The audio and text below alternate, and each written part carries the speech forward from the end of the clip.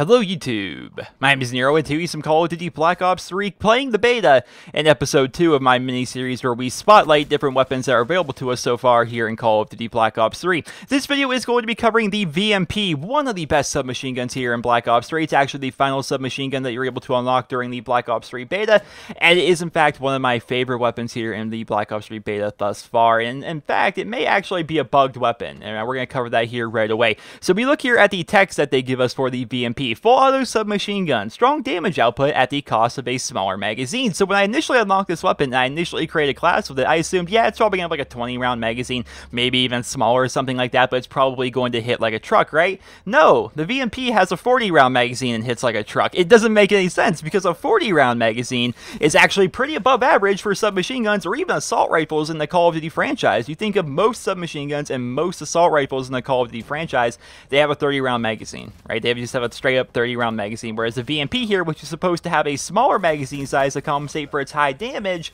has a 40 round magazine. So that's definitely pretty interesting. It may just be a bug. Maybe that flavor text for the VMP was designed to be put on a different weapon. Perhaps it was just an error in general, but regardless, the VMP is a very strong submachine gun with a very big magazine size. Therefore, I really enjoy using it. Now, according to the in-game stats, which these are rarely right, they've really never been right throughout any of the Call of Duty games. You have to actually test this kind of stuff in a private match or even go into the game files to see the exact damage output, but according to the in-game stats, this is apparently the strongest submachine gun in the game. Now, what I can tell from experience, because I do have this weapon up to max level, I did unlock all the attachments for it, I feel as though it is probably the strongest submachine gun. Now, the Razorback definitely hits like a truck down range, and this weapon does not nearly have as much range as the Razorback, but overall, especially close quarters, the VMP is a very powerful submachine gun. I can definitely say that it probably does have the highest damage of all the other submachine guns at close ranges, but its fire rate and its range are kind of mediocre in that its fire rate is actually weaker than the Vesper, which what gun has a better fire rate than the Vesper? That thing's just insane.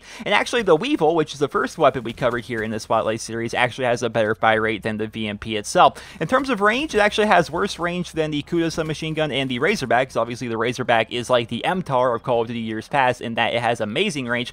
So in terms of damage, it's probably the strongest, but its fire rate and its range are actually kind of mediocre, kind of balancing out this submachine gun. And I have found through lots and lots and lots and lots of playtesting with this weapon that it's actually very, very viable and probably a good choice for just about every game mode on just about every map. At least of the maps that we've had made available to us in the beta so far, the 4 maps that we've been able to play, I have not yet found a map or a game mode where the VMP was not viable. It's actually just a very powerful, well-rounded submachine gun that I think you will really enjoy if you're an SMG player. If you're somebody who likes to rush, I definitely recommend the VMP, and I'm actually going to start recommending some attachments for you guys here. So I like to run the red dot sight on the VMP personally because there's something about this weapon. Its recoil is a bit heavier compared to some of the other submachine guns in this game, and so therefore the iron sights can kind of kick around a little bit. But for me personally, when I'm not used to a weapon, I like to run the red dot sight, right? I like to run the reflex sight if I'm not comfortable with the weapon just yet, and so for this weapon I'm actually using the reflex sight. But if you guys prefer the iron sights, that's perfectly fine. It's always best to run the iron sights, that way you can free up a spot in your pick 10. In terms of the rest of attachments, really nothing fancy. I like to run the foregrip, which will kind of manage out a bit of that extra recoil that this weapon has, as well as the laser sight, because this is such a well-rounded submachine gun that it can do decent damage at range, it can do good damage at close range. I find myself with this big 40 round magazine that I just like to run around and hip fire with the thing, which we'll be seeing a lot of that here in this gameplay. So I think it's a very well-rounded submachine gun. It's definitely worth your time. If you have an unlocked token and you're thinking to yourself, yeah, I want to try out a new weapon, definitely try out the VMP. It's one of my favorite submachine guns here in this game so far, and I definitely think you guys will like it.